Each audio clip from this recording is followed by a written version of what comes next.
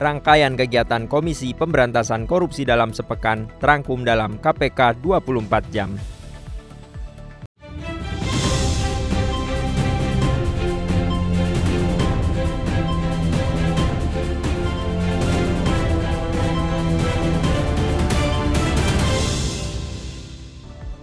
KPK dan BPK menggelar entry meeting pemeriksaan kinerja atas efektivitas strategi pencegahan korupsi di Gedung Merah Putih, Jakarta. Kegiatan ini menandai dimulainya pemeriksaan semester 2 2025. Evaluasi mencakup strategi pencegahan di KPK dan instansi lain. Ketua KPK Setio Budianto berharap kolaborasi ini menghasilkan sistem evaluasi yang mampu mendeteksi potensi penyimpangan sejak dini dan mendorong perubahan nyata.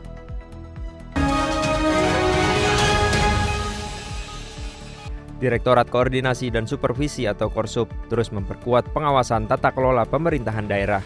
Di Kabupaten Tuban, KPK memetakan titik-titik rawan korupsi untuk mendorong transparansi, akuntabilitas, dan efisiensi pengelolaan anggaran.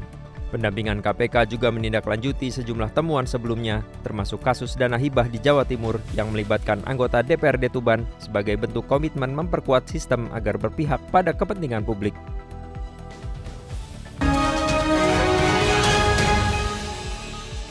KPK terus mengawal tata kelola pemerintahan yang bersih dari korupsi sebagai prioritas nasional. Salah satunya melalui dukungan pada program Koperasi Desa atau Kelurahan Merah Putih untuk memperkuat kemandirian ekonomi rakyat lewat swasembada pangan berkelanjutan yang tercermin dari partisipasinya dalam rakor Satgas Nasional KMP di Geraha Mandiri, Jakarta.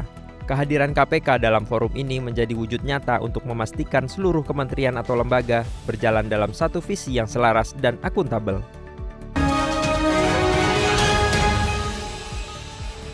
KPK bersama sejumlah kementerian dan lembaga terus mendorong penguatan aparat pengawasan intern pemerintah atau APIP sebagai ujung tombak pencegahan korupsi di daerah. Komitmen tersebut ditegaskan dalam rapat koordinasi pemantauan tindak lanjut rencana aksi bersama penguatan APIP daerah tahun 2024 hingga 2025 yang digelar di Gedung Merah Putih KPK. KPK berharap keterlibatan aktif lintas instansi merupakan fondasi penting untuk mewujudkan sistem pengawasan daerah yang akuntabel, efektif, dan berintegritas.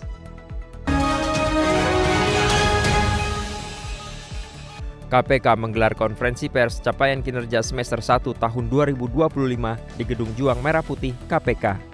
Dalam pemaparannya, KPK menyampaikan informasi pemulihan keuangan negara sebesar 394,26 miliar rupiah melalui aset recovery, menangani 43 penyidikan, 46 penuntutan, perkara yang berkekuatan hukum tetap atau ingkrah sebanyak 31 perkara dan mengeksekusi 35 perkara. Pencapaian ini disebut sebagai wujud komitmen KPK dalam mengembalikan kerugian negara sekaligus memperkuat upaya pemberantasan korupsi di Indonesia.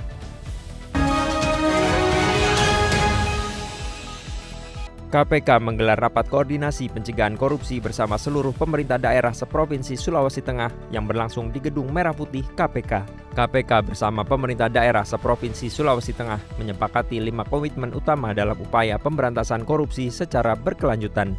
Mulai dari penyusunan APBD, mengakomodasi aspirasi masyarakat melalui musrenbang dan pokir DPRD secara transparan, PBJ, hingga penyaluran hibah dan bansos bebas dari intervensi.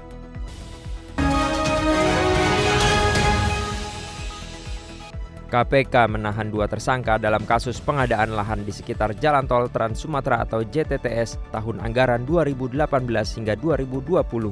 Keduanya adalah BP selaku mantan Direktur Utama PT Hutama Karya dan RS selaku Kepala Divisi Pengembangan Bisnis dan Investasi PT Hutama Karya. KPK selanjutnya melakukan penahanan pertama kepada keduanya di rumah tahanan atau rutan cabang KPK Gedung Merah Putih.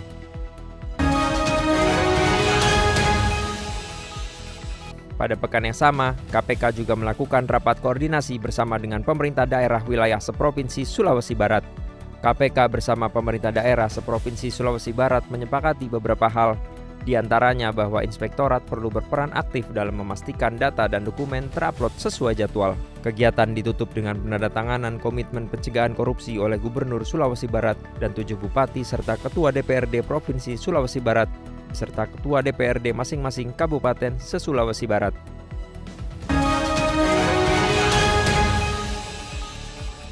Sebagai strategi pencegahan korupsi, KPK terus mengakselerasi penerapan pendidikan anti korupsi dari PAUD hingga perguruan tinggi.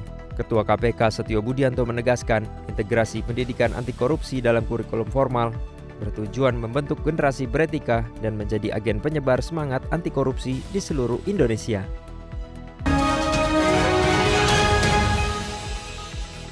KPK menetapkan 2 tersangka terkait dugaan tindak pidana korupsi gratifikasi dan tindak pidana pencucian uang atau TPPU dalam pengelolaan dana bantuan sosial Bank Indonesia atau BI dan Otoritas Jasa Keuangan atau OJK tahun 2020 sampai dengan 2023.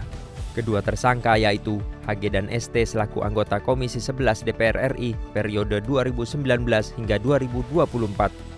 Dalam konstruksi perkara, Komisi 11 DPR RI yang melibatkan HG dan ST untuk menyetujui rencana anggaran mitra kerja. HG diduga menerima 15,86 miliar rupiah dan ST 12,52 miliar rupiah dari BI dan mitra lain pada 2021 hingga 2023 yang mengalir ke rekening pribadi.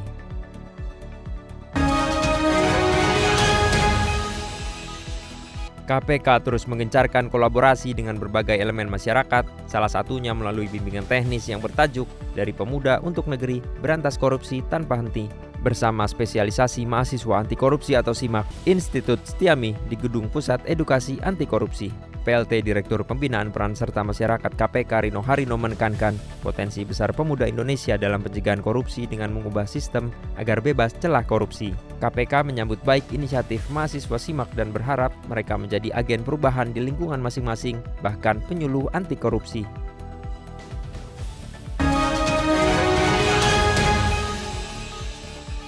KPK mengamankan 12 orang dalam kegiatan tangkap tangan atau OTT terkait proyek pembangunan RSUD Kabupaten Kolaka Timur. Setelah dilakukan pemeriksaan lebih lanjut, KPK menetapkan 5 tersangka, 3 diantaranya sebagai penerima, yaitu ABZ selaku Bupati Kolaka Timur 2024 hingga 2029, ALH selaku PIC Kemenkes untuk pembangunan RSUD, AGD selaku PPK proyek pembangunan RSUD di Kolaka Timur, serta menetapkan 2 tersangka pemberi suap yaitu DK dan AR selaku pihak swasta.